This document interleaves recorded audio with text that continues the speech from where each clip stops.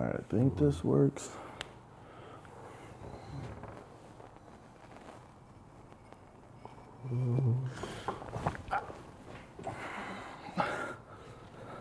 Kiki, do you love me? Kiki just chilling like fuck it.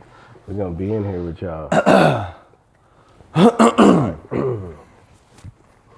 Brah. Hello there, chaps. All right. Let me get right. Wait, where's my mic at? Get it. Promo time. Get it. Hold on. Motherfucker dropped like a titty. Just saying. I just want to make sure it's right there where they can't really see it, but it's hearing what I got to say. All right. Hopefully we good. Anyway, we're gonna ride with this fucking. All right. I don't think it matters if they see it though. No, your sweater might absorb the sound. I was just about to put it on the sweater. No. Oh, nah, because then it might absorb the sound. How so? It's just a magnet. It's just that stuff is right here. It's physics, Yeah, you know what I'm saying? So, anyway, physical. On that same note, blah, blah, blah. 1, 2, 3, action. Hi, everyone. My name is Chad Foster. I am here with Mr. Jay Ramsey, who is actually an aspiring artist. All right. Aspiring writer. Yeah, aspiring writer. We'll use writer. There we go. Artist. I mean, you're musician, a writer. You're every little bit of everything. leader. Look, these are some clips here, right? Yeah, you know what I'm saying? Just chop that shit up. You know what I'm saying? You gotta get comfortable. You gotta get comfortable. Anyway, Yeah, on that same note, Yeah. Hello there, ladies and gentlemen. This is Chad Foster, and I am here with Jay Ramsey, who is an aspiring writer, artist, all around good person. I've known him for a while. So we wanted to just talk to him today about his book, The Elephant Queen, and just get to know what he's been doing lately and how he came about some of the things in regards to his book. So first of all, Jay, tell us just a little bit about yourself so we can get started and people get to know who you are. Hi, my name's Jay. I'm writing under the pen name JC Fontenot, so you're gonna look for that JC Fontenot. I just finishing my first book, The Elephant Queen. It drops March 24th, 2026. My background is I've been working in EMS with Chad here. I've been in EMS for 15 years as an EMT, ER technician. So I've seen a lot of weird stuff, crazy stuff. I've got a bachelor's in philosophy, so, try to open my mind to a lot of different stuff. And I think, maybe that's where some of my writing inspiration comes from, because that opening chapter is pretty nuts. Okay. Well, tell us a little bit about The Elephant Queen. How'd you come about it?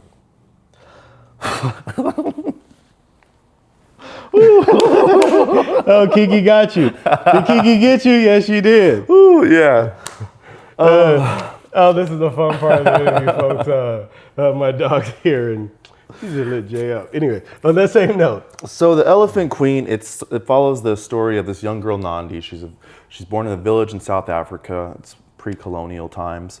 And Nandi kind of finds out that she's cursed early on, and the whole village sort of lets her know that she's cursed. And so, she's got a lot of fighting spirit. She wants to get rid of it. She wants to join her ancestors in the future when she passes. And so the story is just about her living with this curse, meeting people who want to help her, meeting people that don't want to help her out. A lot of danger, a lot of excitement, a lot of adventure.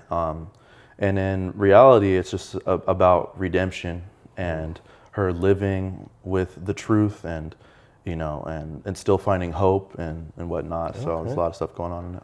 Oh, that sounds like a journey in itself. Yeah, absolutely. Yeah. So it seems like you did a lot of historical research and kind of blend historic kind of with modern day, also with a little bit of the spiritual aspect. How did you come to that format?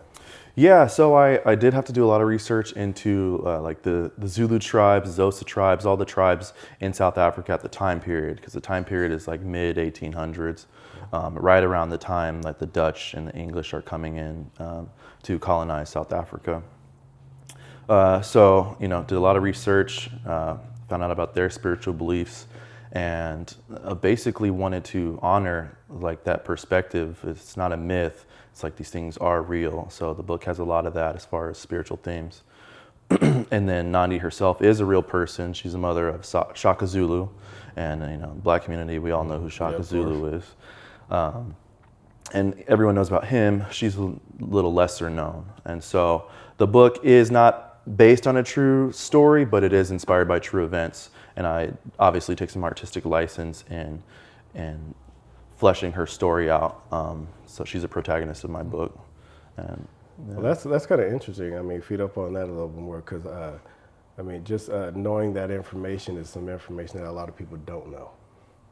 So is the book going to have a lot of things that we can kind of go and look in and research a little bit on our own, and Absolutely, and that's my hope and my goal, is that you're like, hey, what's an assegai, and what do these words mean? And I do drop the words in their language in the book, but I also follow it up in English. Like assegai refers to a spear, or sintu refers to like human beings. So there's definitely a lot of that. You'll notice too, every character in the book, almost every character is a real person. Not all of their histories are, correctly explained in the book. I fabricate a little bit. Sometimes they make the good guy the bad guy, the bad guy the good guy. But it really is all embellish. Yeah, embellish. But it really is all like in respect and reverence for everyone that's been written about. Okay, that's cool. And how did the title come about? Oh, the Elephant Queen. That's not my creation. That is the protagonist's real, like, historical, like, title reference. She is the mother of a warlord, and the saying is, behind every great man is a great woman. Yeah. And she herself was tough. She herself was feared. But in comparison, like, her encyclopedia entry is this big, where Shaka has a bunch. So when I write about her, I do include what I learned about women in the surrounding nations of the Zulu, and what their lives are like, the ceremonies that they have to go through, sort of the jobs that they have, and so that is reflected in the book also. So it seems like there is a lot of power, a lot of struggle that's throughout the book. Yeah. Can get a little violent. Yeah, absolutely. Yeah. You didn't stray from your enjoyment there. Yeah, it definitely. I mean, it's not a violent book. It just reflects the violence of the time. Specifically in history, there is a time period called the Mephikani, or the uprising, where all of these nations within the land were experiencing almost something like ethereal, in the sense that, like, you have colonialism arriving, you have warring between nations who previously only sparred with each other, right? Like the death tolls at that time was like warring tribes might get together, throw some insults, some spears at each other, maybe two people might die, and then Shaka Zulu comes along and he ups that number, like record numbers. So it's almost like there's a spirit of war that like creeps in around that time, and so some of the violence in there is definitely depicted. Oh, that's interesting. Yeah. I like where you kind of where you're going with that. So I do have another question in regards to, because you do have a history of more into a sci-fi nature. Oh yeah. And so forth. What made you go this route? So yeah, sci-fi, I want to say, is possibly my first love, and my first book that I had set out to write is a sci-fi, and I'll finish that later. But I feel like in seeing my baby writing, that I was relying so much on the cool technological and action aspects, but looking at like the interpersonal aspects, I felt like my writing was dry. And so I purposely set out to read authors who only write about interpersonal scenarios, nothing too crazy. So I was heavily inspired by Zora Neale Hurston, Toni Morrison. I've been reading a lot of her. And because they're just writing about everyday events, and they're writing like the most magnificent works like anyone has ever read. And so to me, that was like the bigger flex. So Elephant Queen started off as a short story where I just wanted to write, people talking, everyday lives in the village, and it sort of just blew up.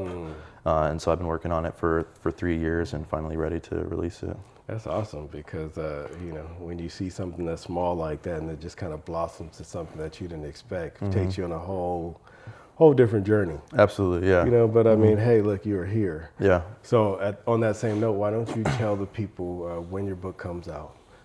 Oh yeah, so the book, March 24th, it'll be available on Amazon, e-reader, and paperback. And I don't know how much it'll cost or anything, but Once again, tell them the name. the name is Elephant Queen, and my pen name is JC Fontenot. So for my, my IRLs that know me, do not go looking for my name. There's another author, similar name, so it's JC Fontenot. Okay. And then what do you want, last thing, what do you want people to take away from this book, from Elephant Queen? I think with art, it's you take away like whatever it means to you. What I am trying to do is show people a different side of life, that even though it's a different time period, different place in the world, that there's other people going through similar things, having similar experiences, and it's sort of like what connects us all as humans. So yeah, I guess connection at the end of the day. That's awesome. That's awesome. Well, look, hey, I appreciate you letting me talk with you about your book, man. Yeah. I mean, I'm looking forward to it. So, hey, look, I wish you the best, nothing but the best. I'm very proud of you and your movement. Thank you. Let's just keep it moving, brother. Thank you. Cheers. Cheers. That was a good one. That was a good one. Yeah, I kind of feel like that might have been the